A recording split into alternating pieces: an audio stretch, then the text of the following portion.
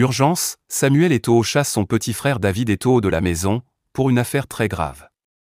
Pour plus d'informations après le générique.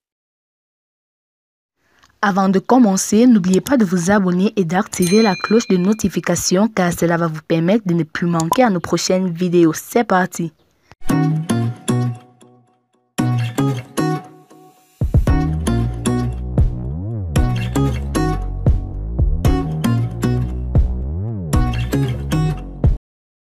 David et Samuel Eto'o. David et Samuel Eto'o. Le torchon semble en train de brûler entre Samuel Eto'o et son frère cadet, David Eto'o.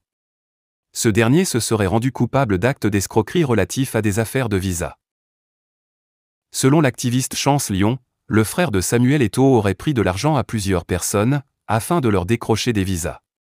Mais ces personnes n'ayant pas eu leur visa, se seraient visiblement plaintes à la police, car considérant qu'elles avaient été victimes d'arnaques. Après avoir sonné plus d'une quinzaine de personnes dans les affaires de visa, David Eto'o est chassé de la maison par Niandom, écrit Chance Lyon. Frère cadet de Samuel, David Eto'o était un footballeur comme son grand frère.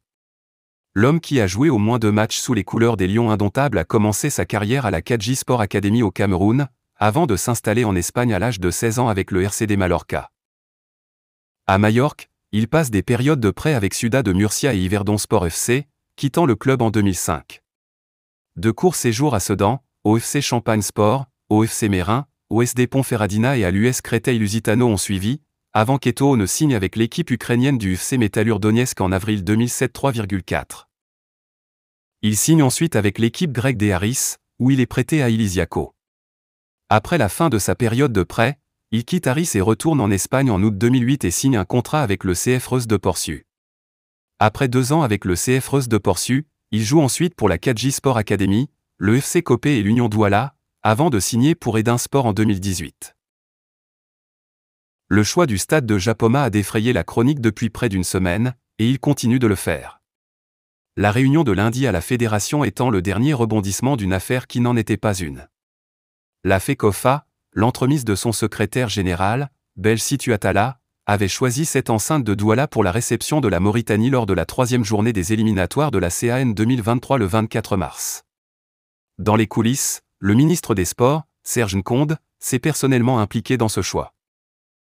Dans un premier temps, l'organe fêtier du football en RDC avait indiqué que c'était le choix du sélectionneur Sébastien de Sabre dans l'intérêt d'offrir un gazon naturel aux joueurs professionnels qui évoluent en Europe. Une version rejetée dans la foulée par le technicien français qui, dans un email du 10 février qui avait fuité, proposait à la fédération le stade TP Mazembe en première position et en deuxième position, le choix d'un stade à gazon naturel. Sans jamais indiquer de nom précis avait révélé Foot RDC. Selon nos investigations, Serge Nkonde s'est personnellement impliqué pour que les Léopards jouent au Cameroun et non à Lubumbashi. Le coup de fil à Samuel Eto'o. Dans la quête d'un stade pour la réception de la Mauritanie.